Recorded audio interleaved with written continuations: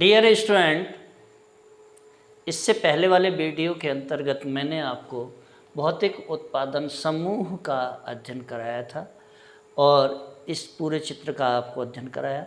लेकिन आज हम जो अध्ययन करेंगे वह अध्ययन करेंगे अब इसको खोल करके।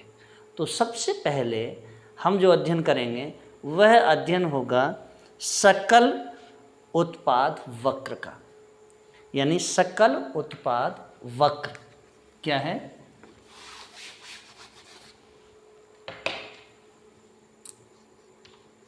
सकल उत्पाद वक्र।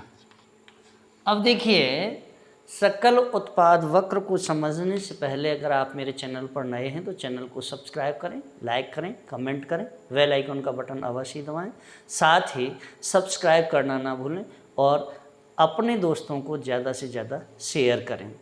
चूँकि मैं जो नोट्स बना करके लेके आता हूँ, यह नोट्स आपके यूपीएससी के लिए, आपके भारत के जितने भी राज्य हैं उन राज्यों के अंतर्गत जितनी भी यूनिवर्सिटी हैं, चाहे वो डीम्ड यूनिवर्सिटी हो, चाहे वो राज्य सरकार की यूनिवर्सिटी हो या प्राइवेट सेक्टर की यूनिवर्सिटी हो या केंद्र सरकार की यूनिवर्सिटी हो, सभी यूनिवर्सिटी के सिलेबस के मुताबिक मैं यह जो नोट्स तैयार करता हूँ उन्हीं नोट्सों को मैं आपके इस यूट्यूब चैनल में डालता हूँ। और देखिए, यूपीएससी के साथ साथ जो छात्र छात्राएँ इग्नू से यानी Indira Gandhi National Open University Delhi या कोटा वर्धमान यूनिवर्सिटी कोटा से जो भी छात्र छात्राएँ BA, MA, BSc, MSc economics में कर रहे हैं उनके लिए भी स्पेशली मैं यह नोट्स तैयार करके डालता हूं और आप इन नोट्स को निकाल करके भी अध्ययन कर सकते हैं। तो चलिए वीडियो स्टार्ट करते हैं। सकल उत्पाद वक्र। अब देखिए, सबसे पहले हमें यह समझना है कि सकल उत्पाद वक्र है क्या। देखिए, सकल उत्पाद वक्र को समझने के लिए अब मुझे यह जो चित्र बनाया हुआ है इस चित्र को खोलना पड़ेगा और खोल करके मैं आपके समक्ष, चूँकि इसी को अभी समझना है इसलिए थोड़ा से पार्ट में इधर ही मैं आपके समक्ष दूसरा रेखा चित्र तैयार करता हूं और उस रेखा चित्र से आप इसे समझेंगे। चलिए,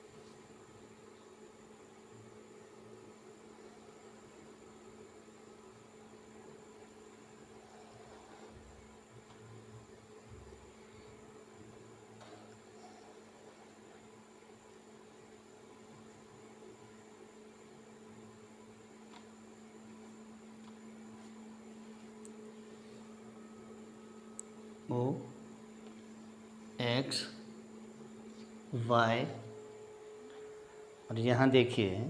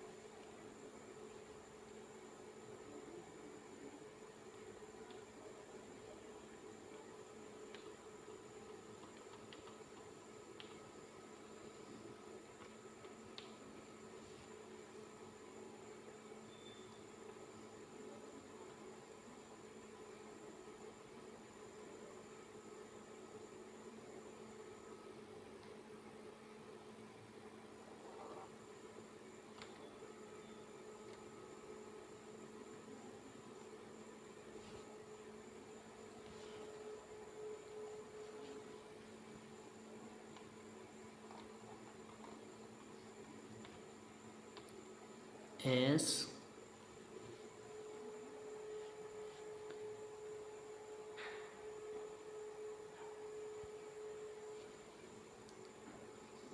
A T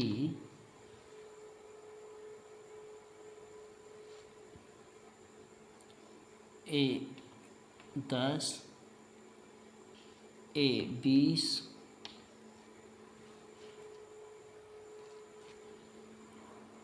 A 0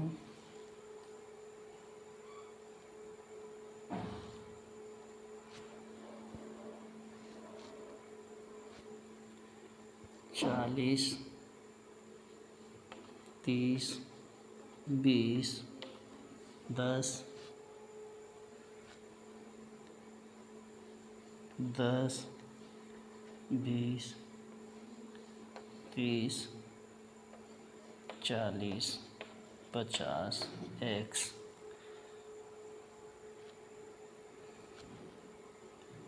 O Y और 80 200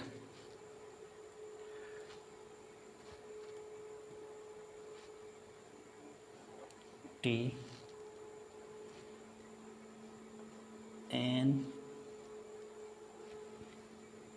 N dash M C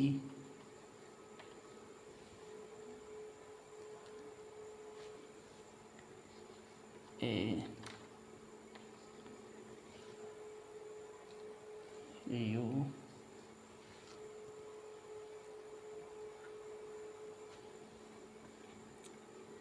W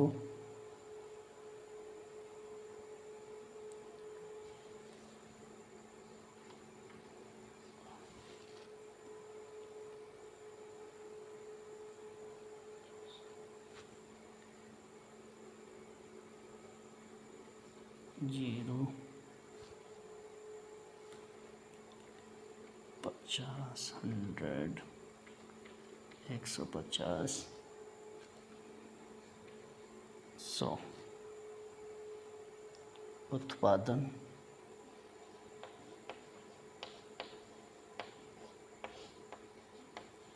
ton में, ये भी उत्पादन टन में। अब देखिए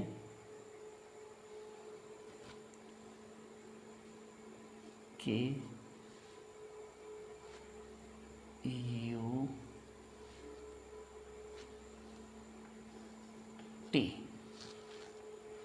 मैंने आपके समक्ष इस वाले पार्ट को खोल करके दूसरा तैयार किया है रेखा चित्र। अब आप समझेंगे कि सकल उत्पाद जो वक्र है इसके अंतर्गत यानी ओ एक्स के समानांतर, ओ एक्स के समांतर कौन सी, डब्ल्यू यू, ओ एक्स के समांतर और इसके एक लंबित खंड से, जैसे O Y P Y, O Y और P Y, O Y P Y जहाँ दिया हुआ है, सेम कंडीशन इसमें देखेंगे आप। तो देखिए O Y P Y X Y, अब एक्स और वाई, तो एक्स वाई ये जो रेखा है ये एक्स वाई के लिए उससे है ये। अब ओ एक्स के समांतर इसके एक लंबित खंड से, जैसे O Y P Y X Y हैं, वक्र O Y Q P Y, O Y Q P Y, O Y Q P Y क्या करता है, बनता है जो रेखा चित्र के वक्र की भांति कुल उत्पाद वक्र है, जिससे कुल उत्पाद और श्रम की मात्रा का वह संबंध प्रदर्शित होगा जो कि भूमि की मात्रा को स्थिर यानी डबल ओ वाई के बराबर रखने से होगा। इसी प्रकार एक लंबित खंड से जैसे O X P X Y X O X, एक ये भी ओ एक्स है, O X P X O X P X यानी ओ पी एक्स और वाई एक्स। अब वाई एक्स कहाँ है? ये O X P X Y X O X P X और वाई एक्स, जिसे ओ वाई के समांतर काटा गया है। हमें कुल उत्पादक ओ एक्स क्यू पी एक्स प्राप्त होता है, जो कि कुल उत्पाद और भूमि की मात्रा में वह संबंध प्रदर्शित करता है या संबंध प्रदर्शित करेगा, जो कि श्रम की मात्रा डबल ओ एक्स यानी ओ एक्स डबल ओ एक्स पर स्थिर होने पर होगा। ह्रासमान सीमांत भौतिक उत्पादकता के नियम की सममित रेखा चित्र से यह स्पष्ट है कि वक्र O Y Q P Y और O X Q P X की सामान्य आकृति एक सी है। यहाँ भी देखेंगे और इसमें भी सामान्य आकृति एक सी है। इसके बाद समोत्पाद वक्र आता है। अब क्या आता है? समोत्पाद वक्र। अब देखिए, मैंने अभी सकल उत्पाद वक्र आपके समक्ष तैयार किया और उसका अध्ययन कराया। अब जो अध्ययन करेंगे वह अध्ययन करेंगे समोत्पाद वक्र का। तो चलिए समोत्पाद वक्र का भी अध्ययन कर लेते हैं। मैं इसे हटाता हूँ। अब देखिए समोत्पाद वक्र का अध्ययन कैसे करेंगे।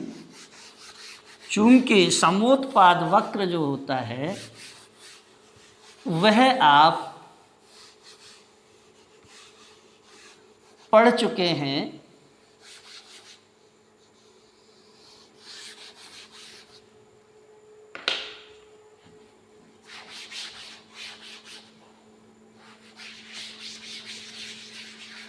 यह रेखा चित्र मैंने इसलिए बना रहने दिया है कि जितना भी मैं एक्सप्लेन कर रहा हूँ वह आपकी समझ में अच्छी तरीक़ा से आ जाए, इसलिए चूँकि यही रेखा चित्र पूरी तरह से खोल करके आपके समक्ष क्लैरिफाई किया जा रहा है। चलिए दूसरा देखते हैं। समोत्पाद वक्र यानी समोत्पाद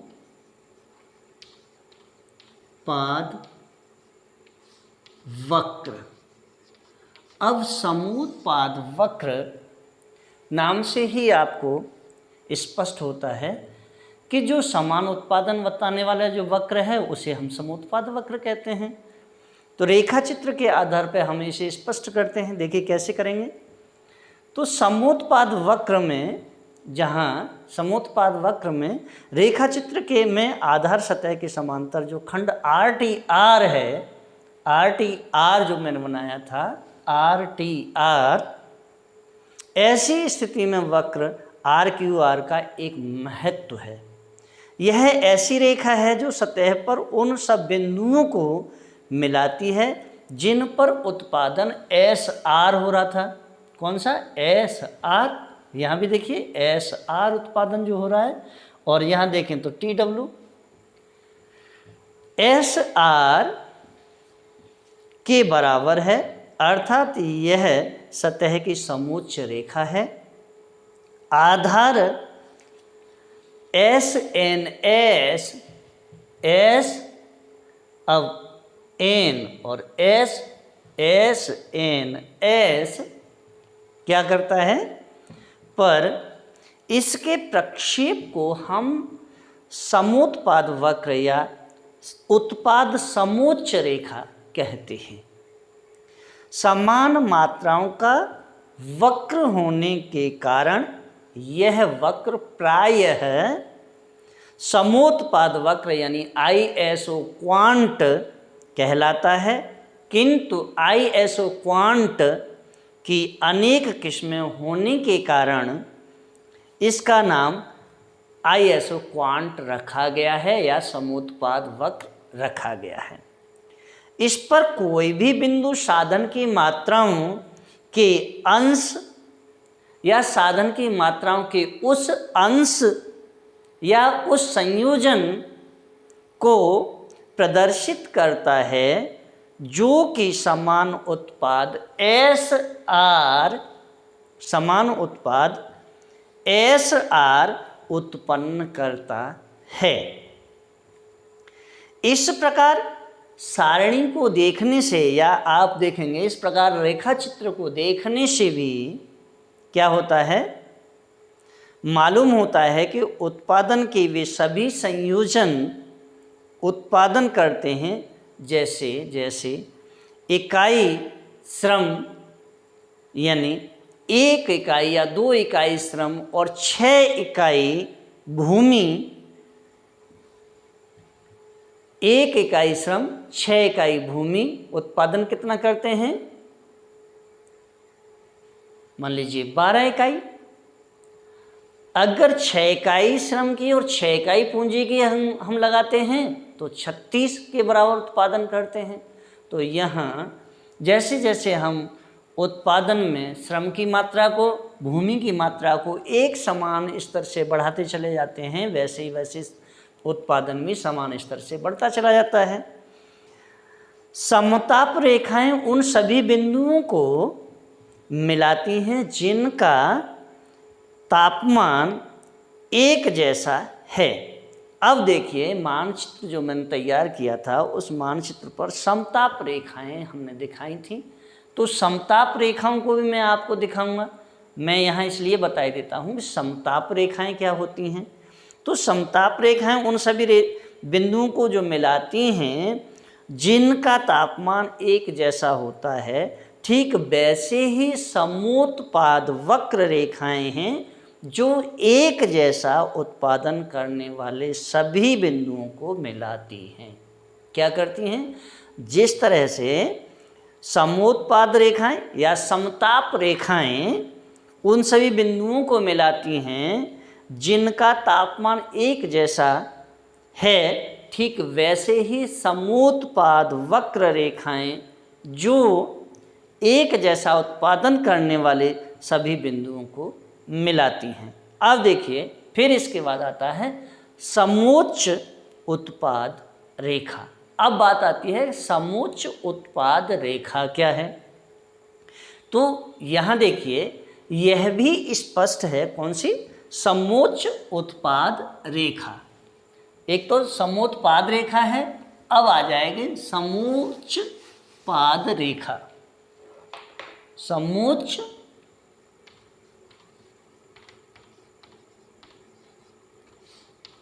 उत्पाद रेखा।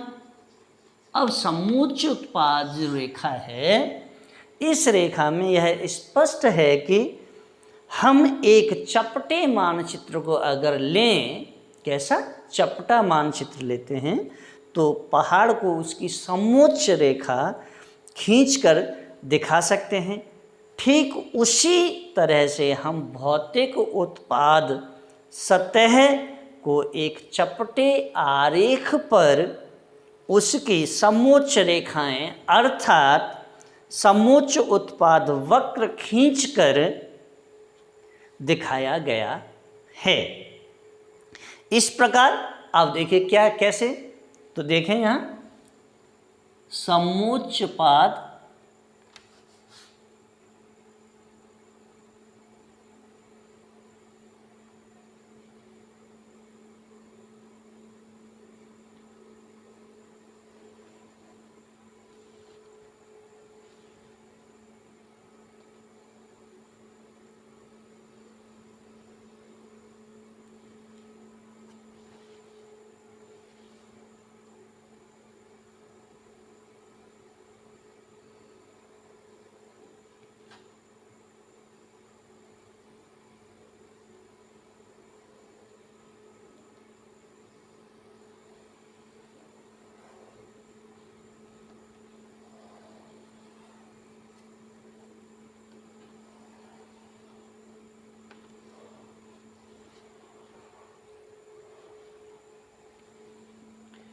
P6, P12,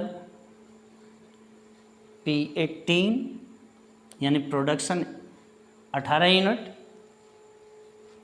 P24,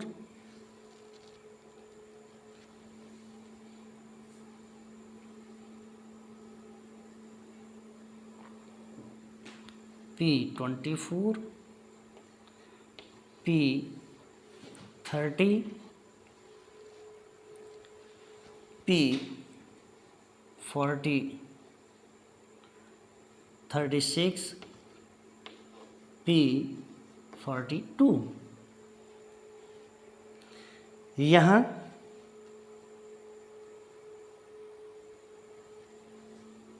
ये देखिए,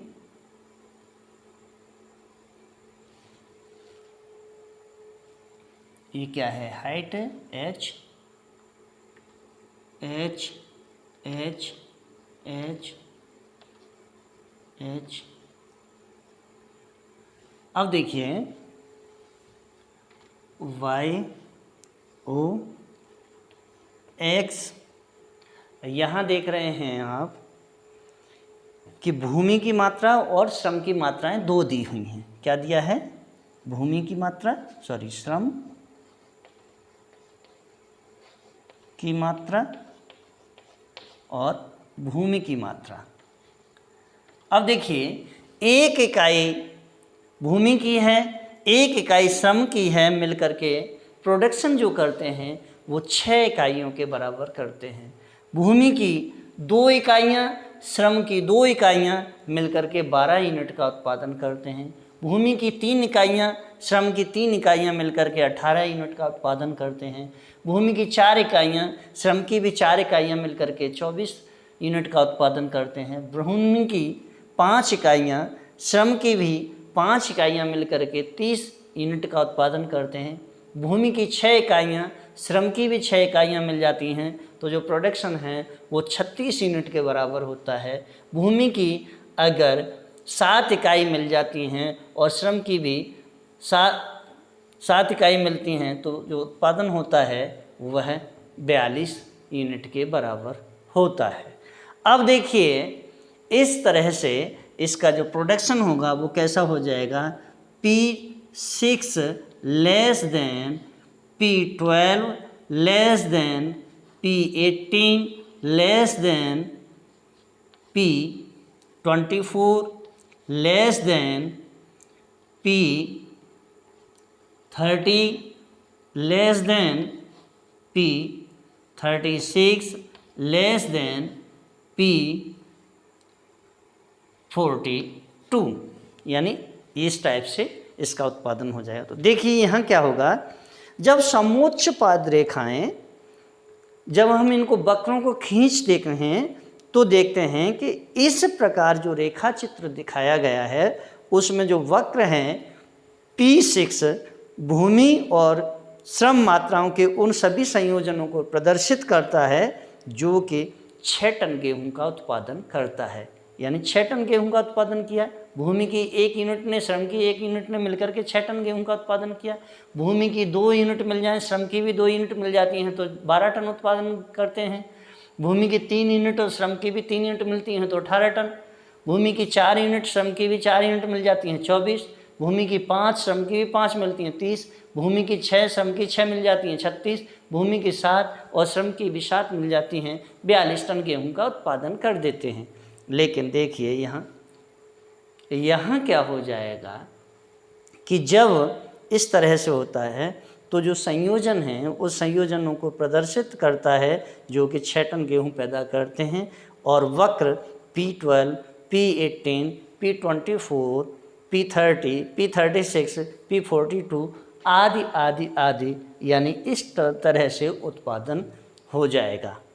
अब इसके बाद मैं आपके लिए नेक्स्ट जो टॉपिक लेकर के आऊँगा, अभी इस चित्र को हम इसलिए नहीं हटाएंगे क्योंकि अभी हम इसे लगातार खोलते चले जा रहे हैं। कल इस पर हम जो अध्ययन करेंगे वह डीपली अध्ययन और करेंगे, और कल हम जो अध्ययन करेंगे वह अध्ययन होगा सर्वोत्तम संयोजन की समस्या का। इसके साथ ही अगर आपको मेरा वीडियो अच्छा लगा हो तो वीडियो को लाइक करें, शेयर करें, कमेंट करें, बेल आइकन का बटन अवश्य दबाएं। साथ ही सब्सक्राइब करना ना भूलें और अपने दोस्तों को शेयर अवश्य ही करें। इसके साथ ही अगर आपको किसी भी प्रकार की कोई भी समस्या क्रिएट होती है तो आप मेरे कमेंट बॉक्स में जा कर के कमेंट अवश्य ही करें। कमेंट का मुझे आपके का इंतज़ार है। धन्यवाद।